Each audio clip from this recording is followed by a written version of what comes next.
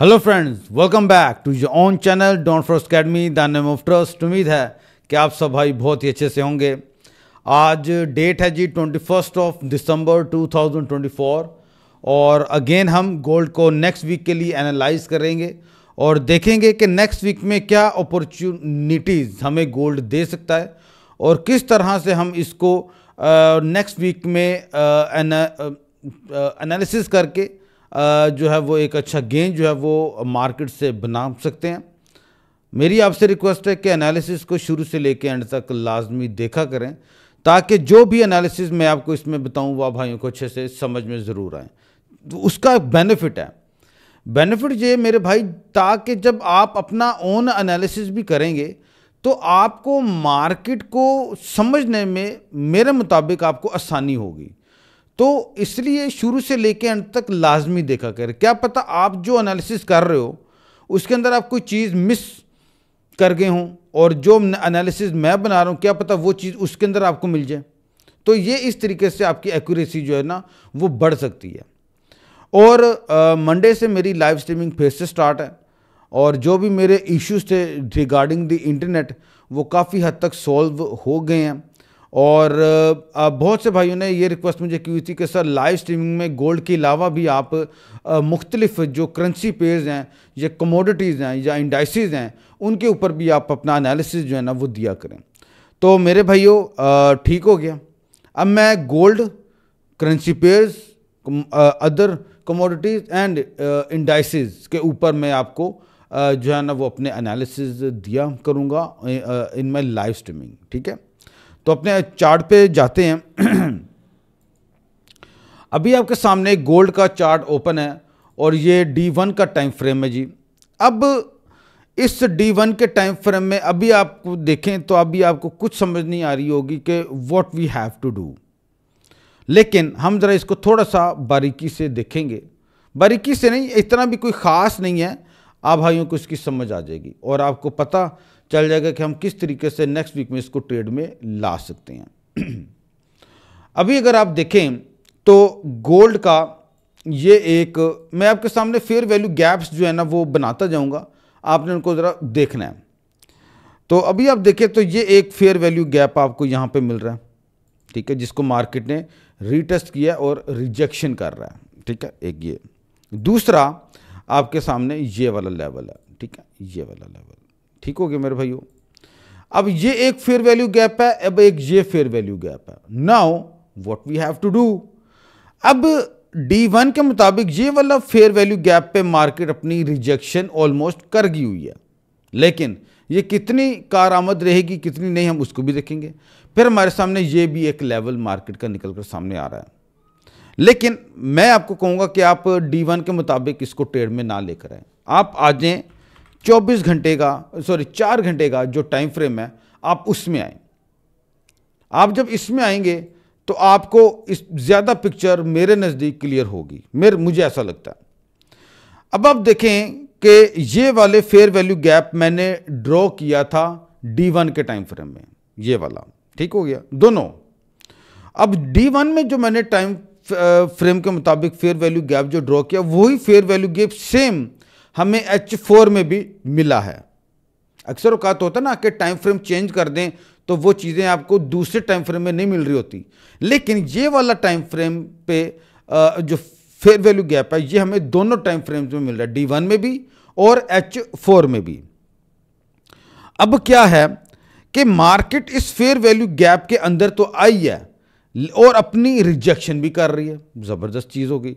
लेकिन अगर आप थोड़ा सा इस यहाँ पे देखें तो यहाँ पे हमें एक सपोर्ट एरिया मिल रहा है, यहाँ पे आपको सपोर्ट एरिया मिल रहा है। ठीक है, अब जब आप इसको H1 में देखते हो तो H1 में अगर आप देखें तो यहाँ पे आपको छोटी सी एक रिजेक्शन इसके ऊपर दिख रही है कि ये अपनी सपोर्ट से रिजेक्शन ले रहा है। और आप साथ ही साथ देखेंगे तो H4 के मुताबिक यहाँ पे भी मार्केट को रिजेक्शन मिल रही है और H1 में भी मिल रही है। अब यहाँ पे हमारे लिए कंफ्यूजन है कि हाउ टू ट्रेड इट। कोई घबराने की ज़रूरत नहीं होती, मैं भाई आराम से तहम्मुल से हमने काम करना है। अब अगर मार्केट मंडे को फॉल करती है और ये जो बेरिश कैंडल है इसको मार्केट अगर ब्रेकआउट करके इसके नीचे क्लोजिंग देती है तो हम ये कंसीडर कर सकते हैं कि मार्केट अपने इस फेयर वैल्यू गैप को ओबे कर रही है और मार्केट जो है वो डाउन साइड में मूव ऑन हो सकती है। अब अगर फॉर एग्जांपल मान लेते हैं थोड़ी देर के लिए कि मार्केट यहीं से डाउन हो रही है, मान लेते हैं, तो द क्वेश्चन इज कि what will be the take profit and हम कहां तक इसको फिर देख सकते हैं। The answer is very simple मेरे भाई, you have a two take profits.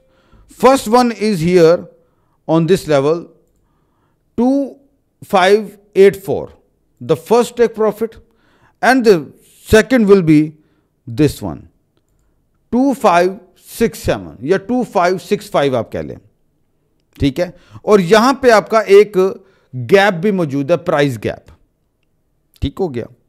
अब अगर मार्केट यहां से अपनी रिजेक्शन पूरी कर देती है और मंडे को मार्केट फॉलिंग करती है और ये जो बेरिश कैंडल है इसके नीचे H4 की कैंडल क्लोजिंग देती है अपनी स्ट्रांगली, तो हम कंसीडर कर सकते हैं कि मार्केट आपकी फर्दर जो है वो फॉलिंग की तरफ मूव ऑन हो सकती है, ठीक हो गया। अच्छा, दूसरा सिनेरियो ये, अब हम इस फेयर वैल्यू गैप में आ जाएंगे जो कि हमने D1 पे फाइंड आउट किया और यहां पे हल्का सा मिल रहा है लेकिन बहुत ज़्यादा स्ट्रांग नहीं है। अब दूसरा सिनेरियो हम देख लेते हैं। दूसरा सिनेरियो ये है कि मान लेते हैं कि मार्केट मंडे को अपना बुल रन शुरू करती है। यहाँ पे जो इसने सपोर्ट ली थी, यहाँ पे ये वाली सपोर्ट, ये मैं आपके सामने दोबारा से ड्रॉ कर देता हूँ दिस वन, ताकि भाइयों के लिए मज़ीद प्रॉब्लम ना आए कि जी ये क्या हुआ। अगर मार्केट यहाँ से अपनी सपोर्ट ले लेती है, मान लेते हैं, तो मार्केट को फिर हम इस जोन से सेल में देखेंगे फॉर दिस टेक प्रॉफिट, ठीक है। लेकिन हमें यहां पे एक कंडीशन ऐड करनी पड़ेगी कि यार यहां पे रिजेक्शन हो, यहां पे रिजेक्शन हो। अच्छा, बड़े गौर से मेरी बात को भी आपने सुनना है। मान लेते हैं मार्केट इस लेवल को भी ब्रेकआउट करती है, so the next zone will be this. आपके पास अगला जोन फिर ये बन जाता है। ये जो है ये फेयर वैल्यू गैप है according to the D1 time frame, ये आपका सप्लाई एरिया बन जाता है। ये तो मार्केट यहां से भी फॉल कर सकती है यार, यहां से भी फॉलिंग में आ सकती है।